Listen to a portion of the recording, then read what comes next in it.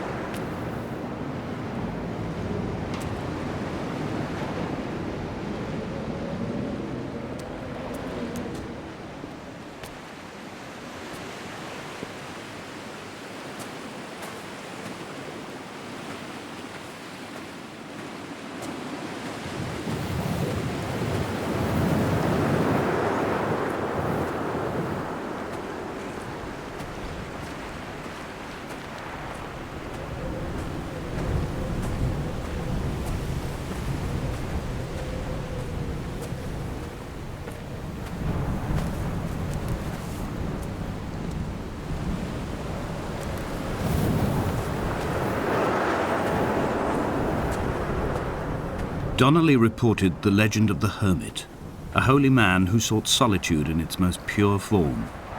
Allegedly, he rode here from the mainland in a boat without a bottom, so all the creatures of the sea could rise at night to converse with him. How disappointed he must have been with their chatter. Perhaps now, when all that haunts the ocean is the rubbish dumped from the tankers, he'd find more peace. They say he threw his arms wide in a valley on the south side and the cliff opened up to provide him shelter. They say he died of fever 116 years later. The shepherds left gifts for him at the mouth of the cave, but Donnelly records they never claimed to have seen him. I have visited the cave and I have left my gifts, but like them, I appear to be an unworthy subject of his solitude.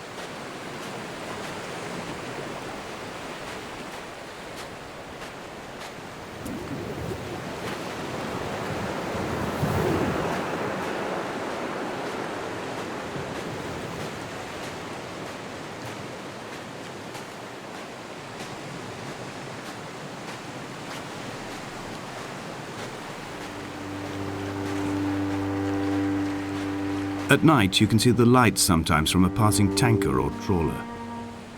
From up on the cliffs, they are mundane. But down here, they fugue into ambiguity. For instance, I cannot readily tell if they belong above or below the waves. The distinction now seems banal. Why not everything and all at once? There's nothing better to do here than indulge in contradictions whilst waiting for the fabric of life to unravel.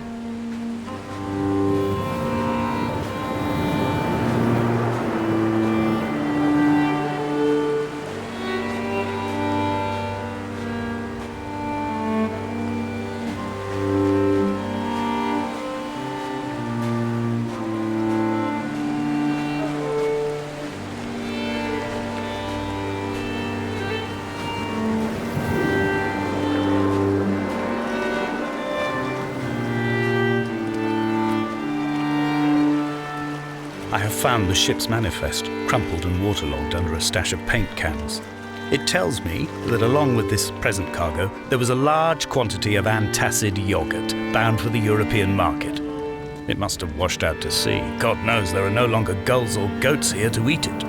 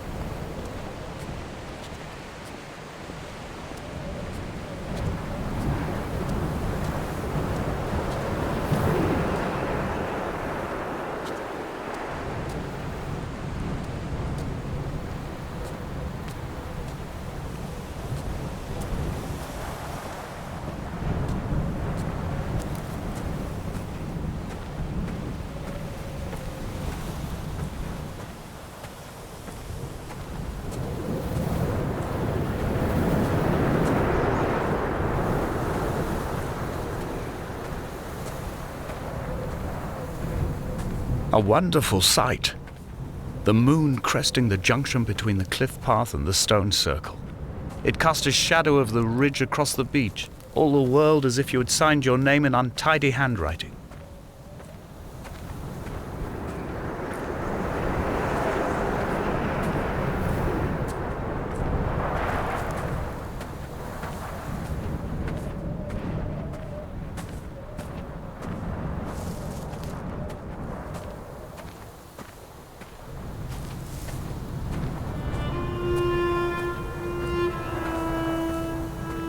When someone had died or was dying, or was so ill they gave up what little hope they could sacrifice, they cut parallel lines into the cliff, exposing the white chalk beneath.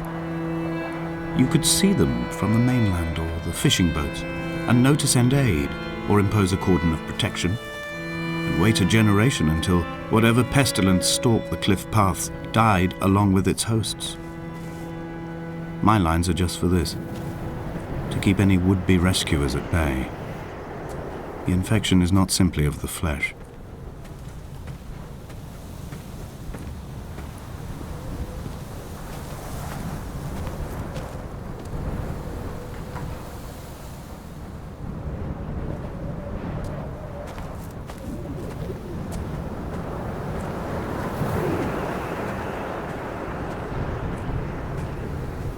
They were God-fearing people, those shepherds.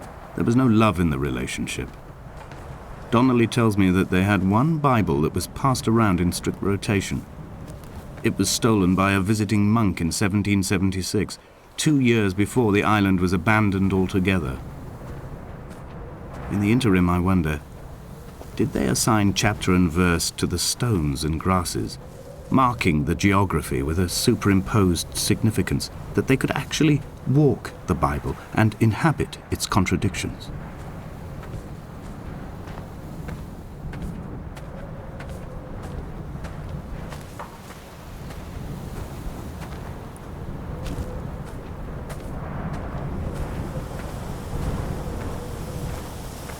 Dear Esther, I met Paul. I made my own little pilgrimage. My Damascus, a small semi-detached on the outskirts of Wolverhampton. We drank coffee in his kitchen and tried to connect to one another.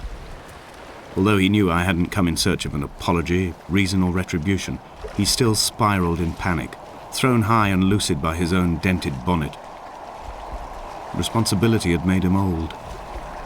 Like us, he'd already passed beyond any conceivable boundary of life.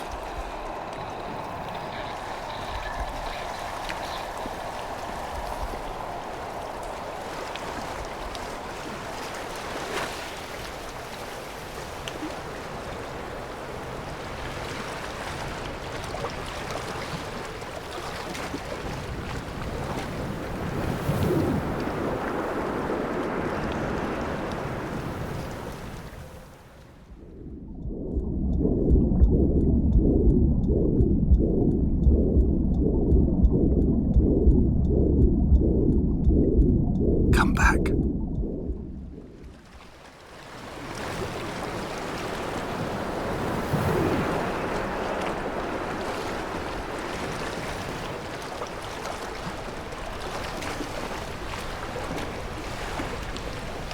I would leave you presents outside your retreat in this interim space between cliff and beach. I would leave you loaves and fishes, but the fish stocks have been depleted and I've run out of bread. I would row you back to your homeland in a bottomless boat, but I fear we would both be driven mad by the chatter of the sea creatures.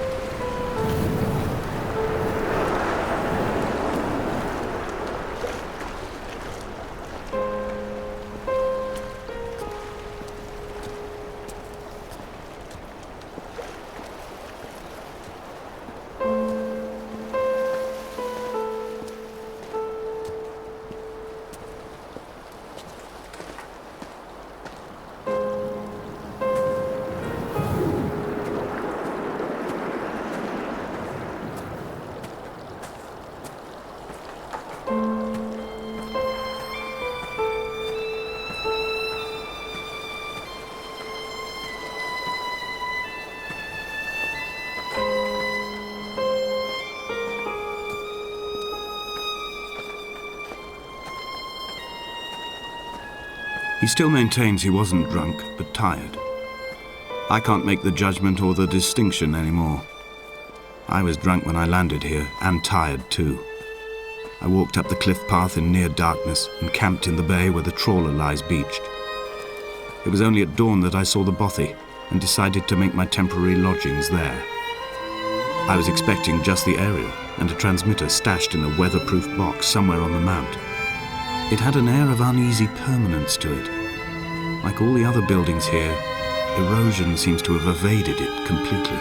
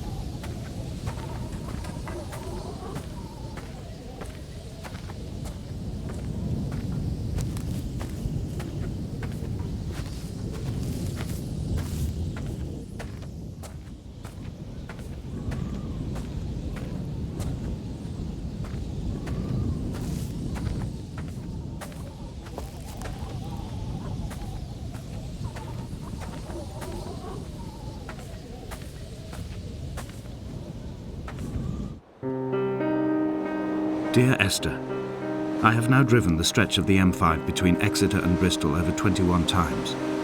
But although I have all the reports and all the witnesses, and have cross-referenced them within a millimetre using my Ordnance Survey maps, I simply cannot find the location.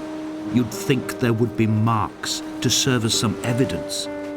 It's somewhere between the turn-off for Sanford and the welcome brake services, but although I can always see it in my rear-view mirror, I have as yet been unable to pull ashore.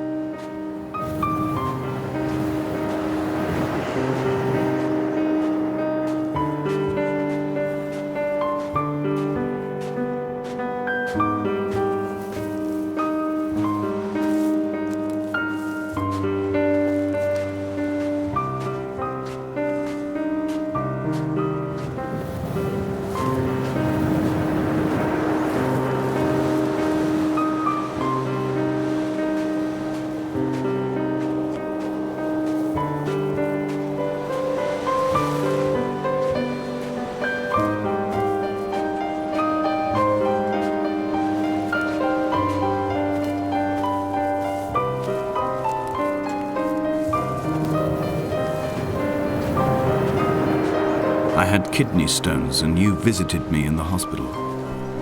After the operation, when I was still half submerged in anesthetic, your outline and your speech both blurred. Now my stones have grown into an island and made their escape, and you have been rendered opaque by the car of a drunk.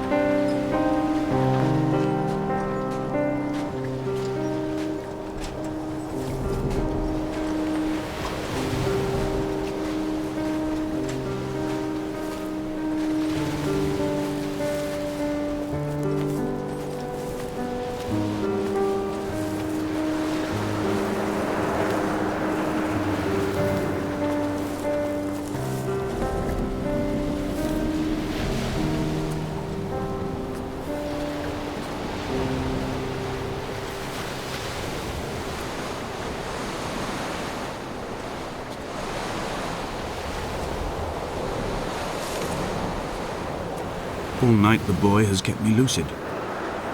I sat, when I was at the very edge of despair, when I thought I would never unlock the secret of the island, I sat at the edge and I watched the idiot boy blink through the night.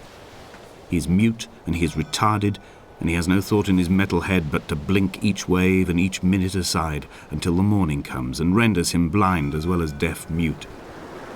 In many ways, we have much in common.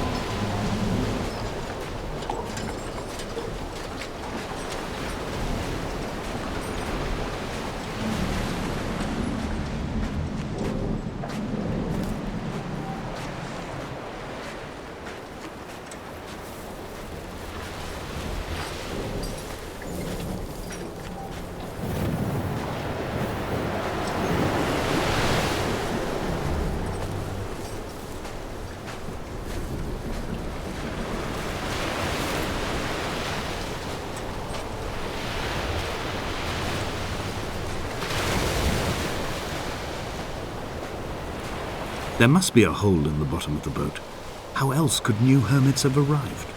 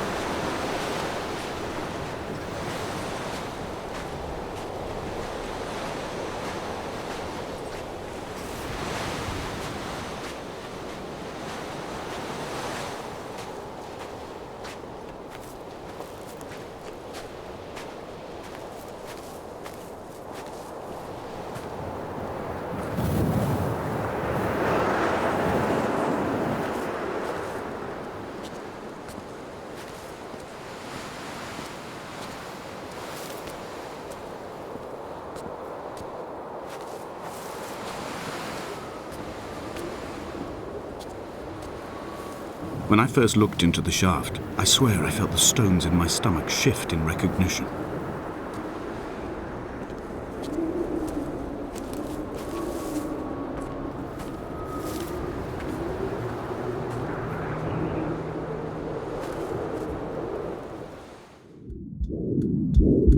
Come back.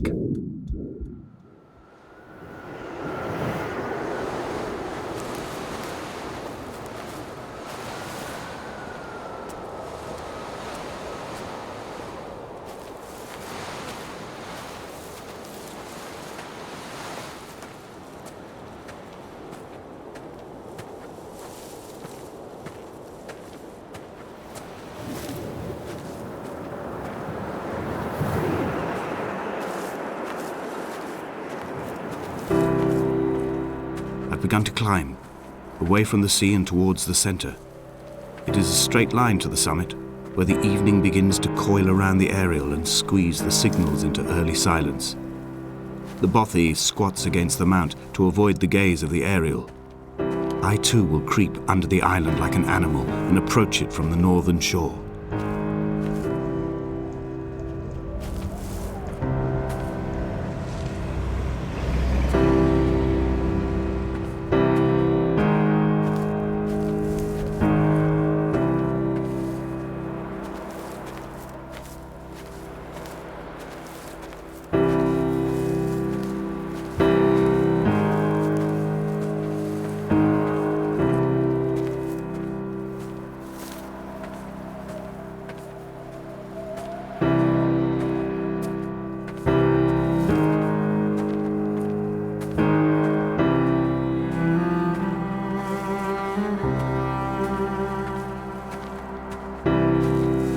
The bothy was constructed originally in the early 1700s. By then, shepherding had formalized into a career. The first habitual shepherd was a man called Jakobsen, from a lineage of migratory Scandinavians. He was not considered a man of breeding by the mainlanders. He came here every summer whilst building the bothy, hoping eventually that becoming a man of property would secure him a wife and a lineage. Donnelly records that it did not work. He caught some disease from his malcontented goats and died 2 years after completing it. There was no one to carve white lines into the cliff for him either.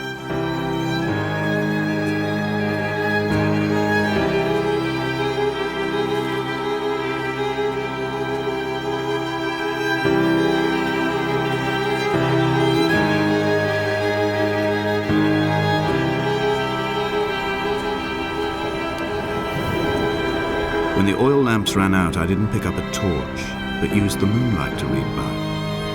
When I've pulled the last shreds of sense from it, I will throw Donnelly's book from the cliffs and perhaps myself with it. Maybe it will wash back up through the caves and erupt from the spring when the rain comes, making its return to the hermit's cave. Perhaps it will be back on the table when I wake. I think I may have thrown it into the sea several times before.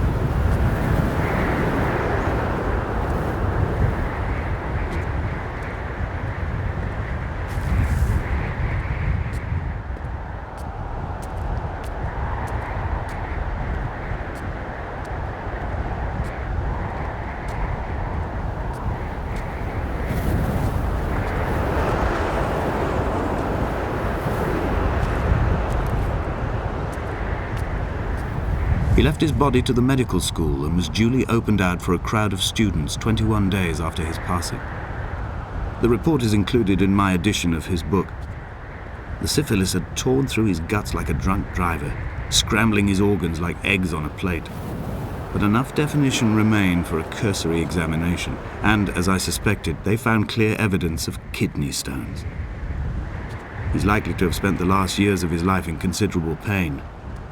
Perhaps this is the root of his laudanum habit. Although its use makes him an unreliable witness, I find myself increasingly drawn into his orbit.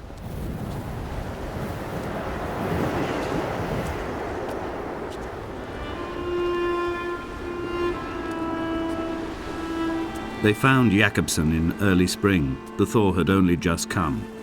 Even though he'd been dead nearly 7 months, his body had been frozen right down to the nerves and had not even begun to decompose.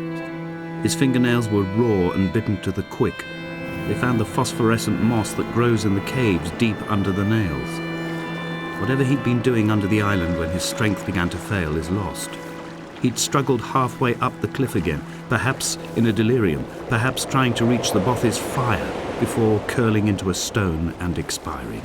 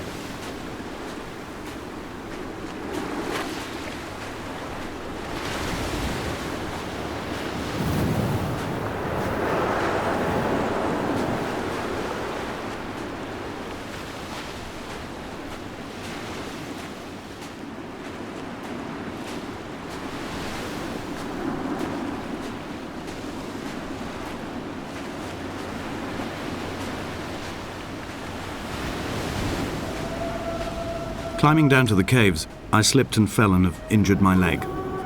I think the femur is broken. It is clearly infected. The skin has turned a bright, tight pink, and the pain is crashing in on waves, winter tides against my shoreline, drowning out the ache of my stones. I struggled back to the Bothy to rest, but it has become clear that there is only one way this is likely to end. The medical supplies I looted from the trawler have suddenly found their purpose. They will keep me lucid for my final ascent.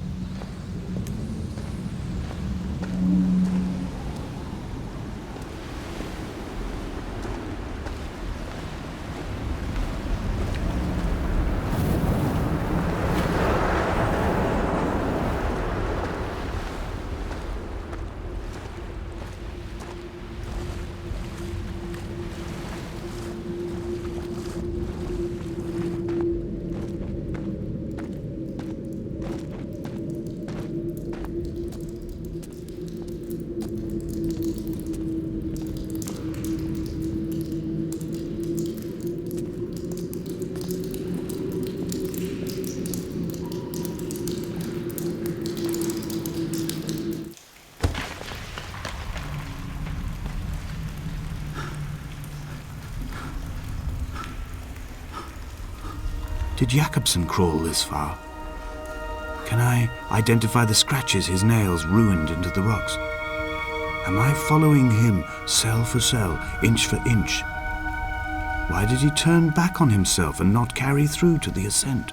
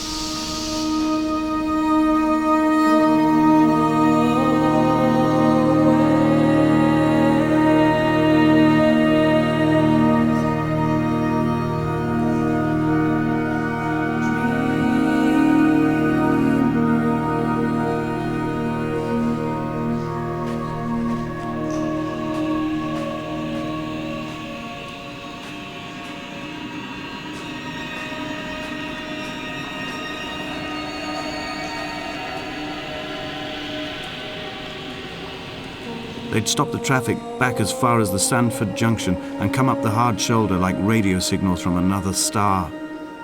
It took 21 minutes for them to arrive. I watched Paul time it to the second on his watch.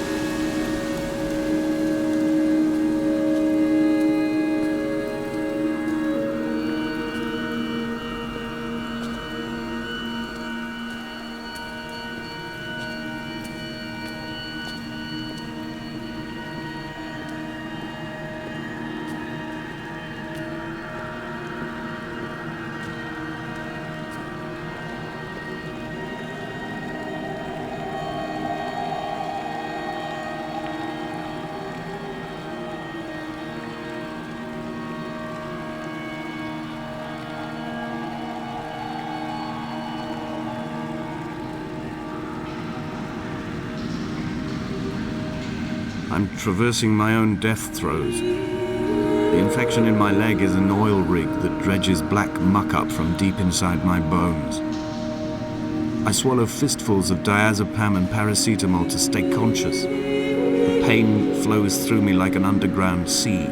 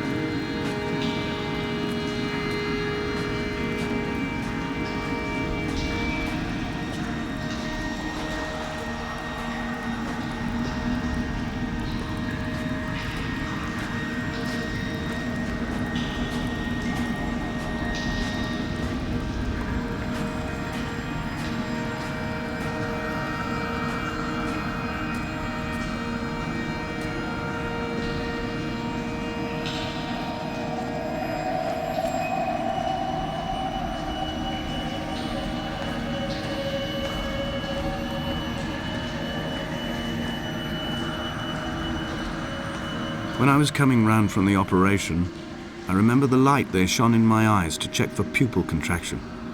It was like staring up at a moonlit sky from the bottom of a well. People moved at the summit, but I could not tell if you were one of them.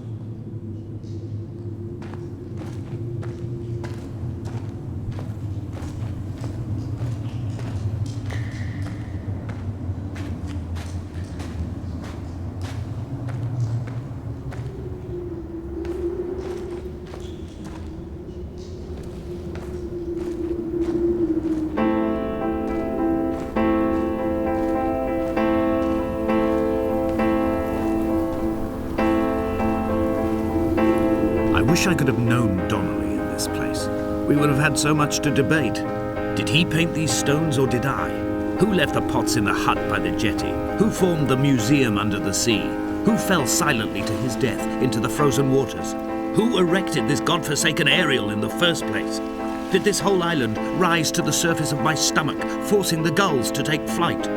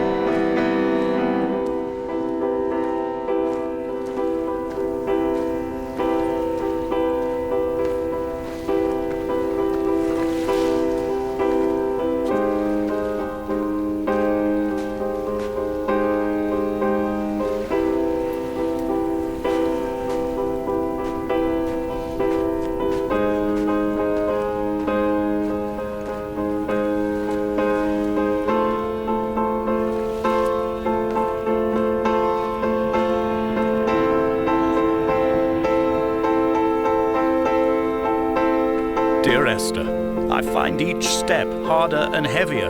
I drag Donnelly's corpse on my back across these rocks, and all I hear are his whispers of guilt, his reminders, his burnt letters, his neatly folded clothes. He tells me I was not drunk at all.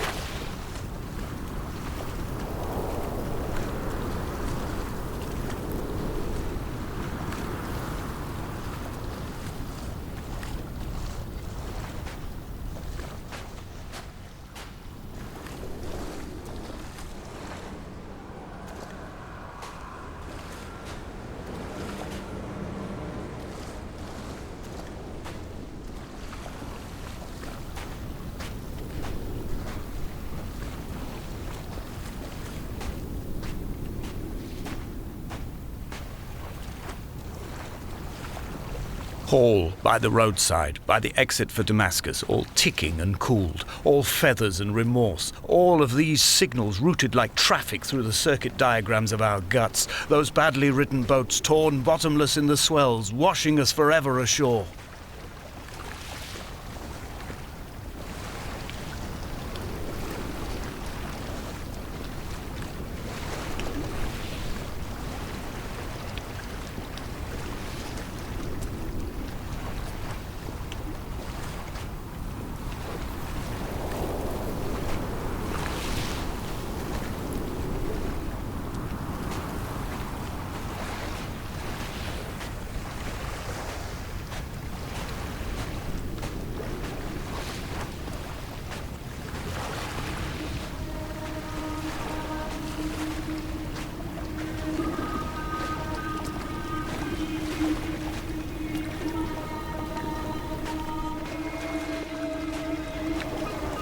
From here, I can see my armada.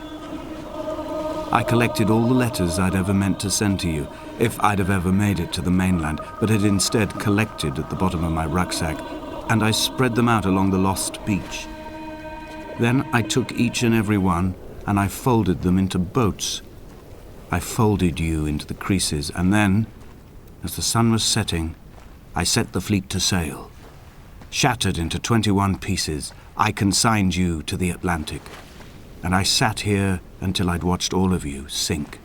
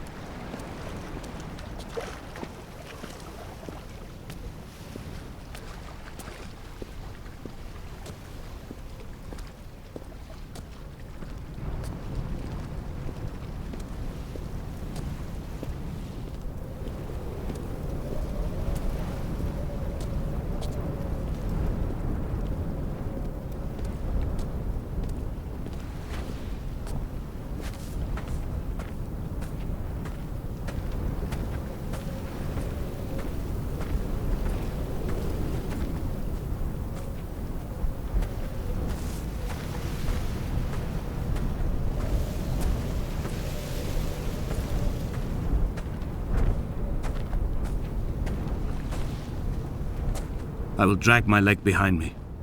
I will drag it like a crumpled hatchback, tires blown and sparking across the dimming lights of my vision. I'm running out of painkillers and am following the flicker of the moon home.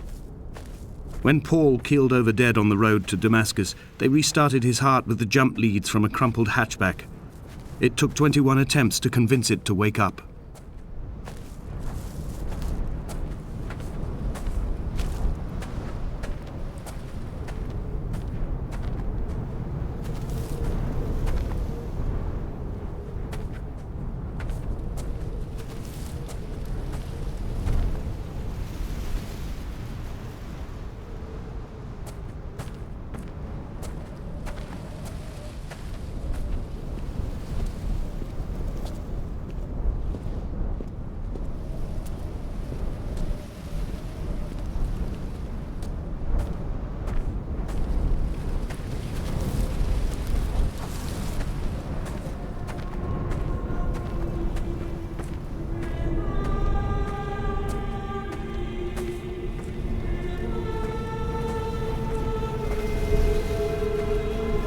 I've begun my voyage in a paper boat without a bottom.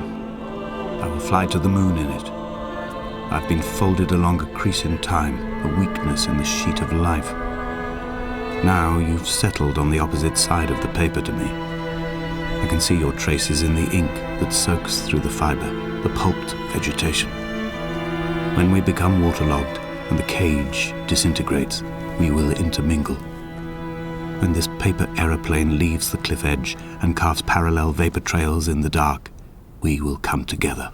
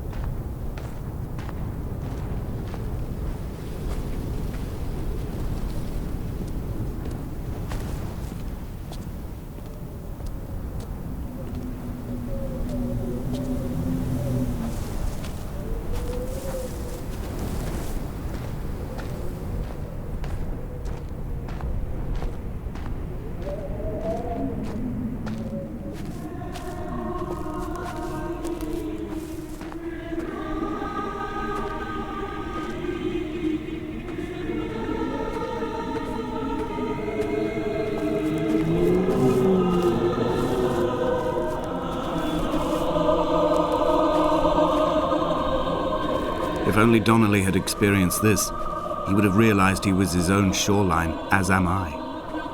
Just as I am becoming this island, so he became his syphilis, retreating into the burning synapses, the stones, the infection.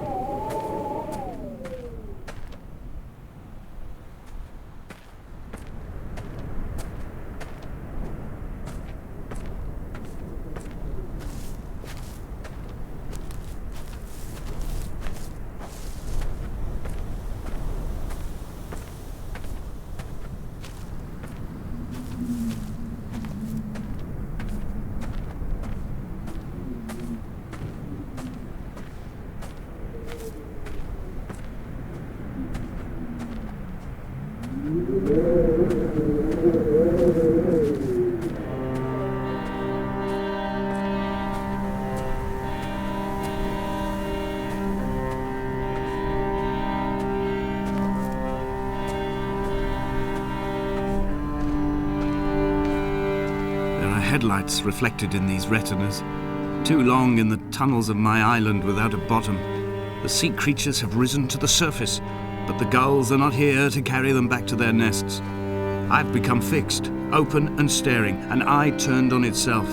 I've become an infected leg whose tracking lines form a perfect map of the junctions of the M5. I will take the exit at mid-thigh and plummet to my ester.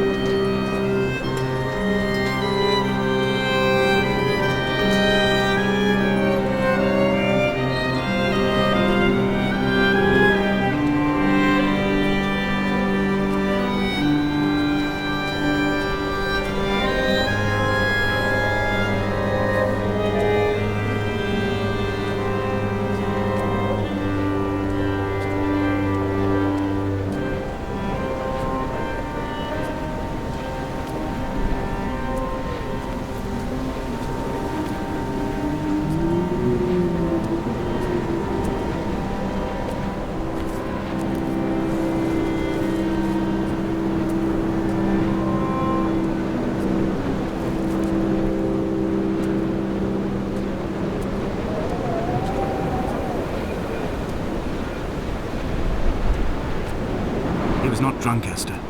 He was not drunk at all. He had not drunk with Donnelly or spat Jakobsen back at the sea. He had not careered across the lost shores and terminal beaches of this nascent archipelago. He did not intend his bonnet to be crumpled like a spent tissue by the impact.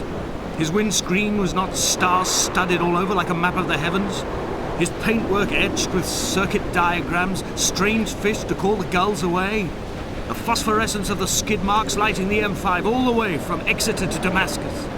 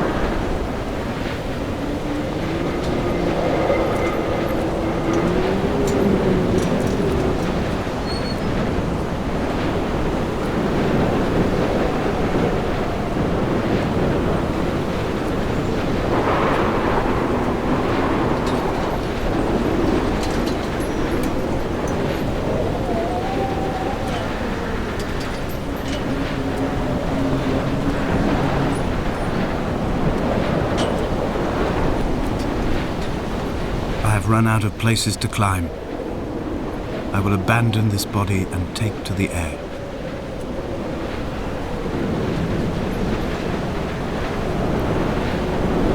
Dear Esther, I have burnt my belongings, my books, this death certificate. Mine will be written all across this island. Who was Jakobsen? Who remembers him? Donnelly has written of him, but who was Donnelly? Who remembers him? I have painted, carved, hewn, scored into this space all that I could draw from him. There will be another to these shores to remember me. I will rise from the ocean like an island without bottom, come together like a stone, become an aerial, a beacon, that they will not forget you. We have always been drawn here. One day the gulls will return and nest in our bones and our history. I will look to my left and see Esther Donnelly flying beside me. I will look to my right and see Paul Jakobsen flying beside me. They will leave white lines carved into the air to reach the mainland, where help will be sent.